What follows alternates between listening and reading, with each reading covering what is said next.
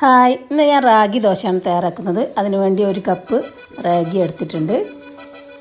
പിന്നെ ഒരു 1/4 കപ്പ് ഉഴുന്ന്, അതുപോലെ തന്നെ 1/4 കപ്പ് പച്ചരി എല്ലാം കൂടി നന്നായിട്ട് കഴുകി വൃത്തിയാക്കിയിട്ട് ഒരു 4-5 മണിക്കൂറൊന്ന് കുതിരാൻ വെക്കാം. 4-5 മണിക്കൂർ കഴിഞ്ഞ് നന്നായി കുതിർന്ന് വന്നിട്ടുണ്ട്.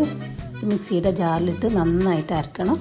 ഒരു 2 ടേബിൾ സ്പൂൺ അവിൽ കുതിർത്തതും കൂടി ഇതിലേക്ക് ചേർത്ത്, അതുപോലെ തന്നെ ടോട്ടലി ഒരു കപ്പ് വെള്ളം ചേർത്ത് നൈസായിട്ട് അരച്ചെടുത്തിട്ടുണ്ട്. ഇത് ഞാൻ രാത്രി അരച്ച് വെച്ചതാണ്. രാവിലെ ആകുമ്പോഴേക്കും നന്നായിട്ട് സെറ്റായി വന്നിട്ടുണ്ട്.